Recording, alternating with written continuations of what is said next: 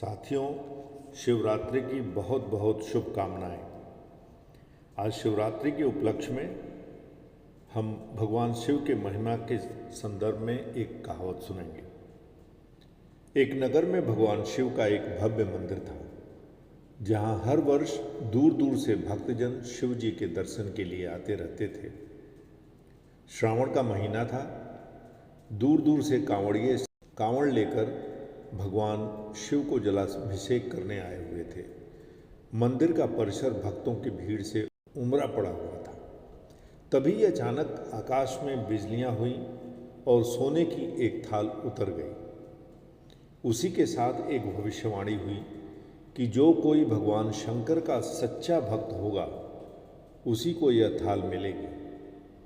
मंदिर के परिसर में उपस्थित सभी लोगों ने यह भविष्यवाणी सुनी। धीरे धीरे सभी इकट्ठा हो गए। लोग मंदिर की व्यवस्था देखते थे। उन्हें भी इस बात का पूरा विश्वास था कि यह थाल हमें मिलेगा, क्योंकि हमने भगवान की बड़ी सेवा की है। इसलिए वे सबसे आगे जाकर खड़े हो गए। सबसे पहले एक पंडित जी आए और बोले, देखिए, मैं प्रतिदिन महादेव का अभिषेक करता हूँ, अतः मैं भी भोलेनाथ का सबसे निकटवर्ती प्रेमी और भक्त हूँ, इसलिए थाल मुझे मिलना चाहिए। इतना कहकर पंडित जी ने थाल उठा लिया। जैसे ही पंडित जी ने थाल उठाया, थाल पीतल का हो गया। यह देखकर पंडित जी बड़े लज्जित हुए। उन्होंने थाल यथास्थान पर रखा और वहाँ से निकल गए। इसी प्रकार वहाँ उपस्थित सभी पंडितों ने खुद को आजमाया, लेकिन शायद उनमें से कोई भी सच्चा भक्त नहीं था।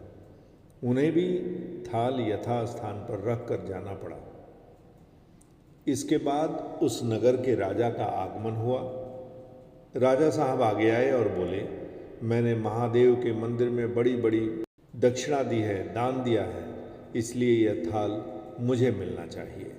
इतना कहकर राजा साहब जब आगे बढ़े और थाल उठाया, तो जैसे ही उन्होंने थाल उठाया, थाल तांबे का हो गया। यह देखकर महाराज भी बड़े लज्जित हुए और थाल यथास्थान रखकर एक तरफ खड़े हो गए। इसके बाद इसी तरह से बढ़कर एक दानी महात्मा और भक्त पधारे और थाल उठाया, लेकिन किसी के हाथ में कुछ और किसी के हाथ में कुछ हो गया, लेकिन सोने का नहीं रहा। तब लोगों को पता चला कि हम में से कोई भी महादेव का सच्चा भक्त नहीं है।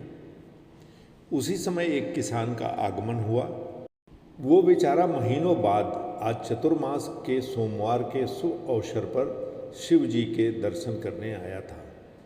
गरीबी और गृहस्थी के बोझ तले दबा दिन रात खेतों में मेहनत मजदूरी करके अपना और अपने परिवार का गुजारा करता था।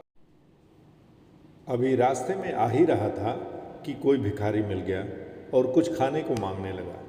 इस किसान को दया आ गई। अपने खाने के लिए जो खाना लाया था वो उसे भिखारी को दे दिया। थाल के बारे में इनसे भी सुना, लेकिन उसने कोई और ध्यान नहीं दिया। सीधा मंदिर में चला गया और महादेव का पूजन करके बाहर आ गया। परिक्रमा करके जाने को हुआ, तभी पीछे से एक व्यक्ति ने बोला, भाई, तुम भी थाल को उठाकर देख लो, हो सकता है तुम ही वह भगवान के सच्चे भक्त निकलो जिसके लिए थाल आई है। किसान को लगा वह भक्ति उसका मजाक बना रहा है। किसान ने हंसते हुए कहा, भाई, मैं तो कभी कोई पूजा करता नहीं, महीने में एक आध बार मंदिर में आ जाता हूँ, मैं कहाँ सच्चा भक्त हूँ। वह अजनबी बोला, भाई, हम तो देख चुके हैं, हमारी भक्ति तो दो दो कौड़ी की है। अब तुम भी अपना हाथ लगा लो। सोने का थाल मिले न मिले, किंतु पता तो चल जाएगा कि तुम्हारी भक्ति में कितनी सच्चाई है।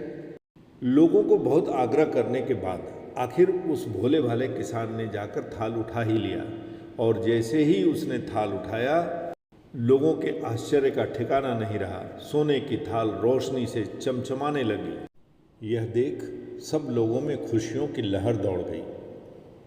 सभी लोग उसके जयकारे लगाने लगे और पूछने लगे कि भाई, तुम ही सच्चे भक्त हो, अब हमें भी बता दो कि कैसी भक्ति करते हो।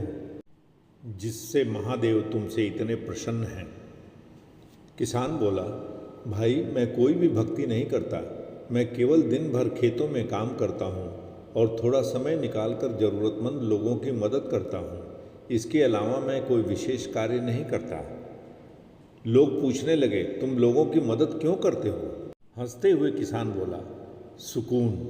दूसरों के चेहरे पर मुस्कान देखकर जो मुझे आनंद और खुशी होती है उसे मैं शब्दों में बयां नहीं कर सकता। शायद यही कारण है कि महादेव मुझसे खुश हैं। इसीलिए हमेशा याद रखें, सत्कर्म का आरंभ सदा आनंद से होता है और अंत आनंददायक होता है, और दुष्कर्म का आनंद भी दुख से होता है और अंत दुखदायी होता है। जय भोलेनाथ।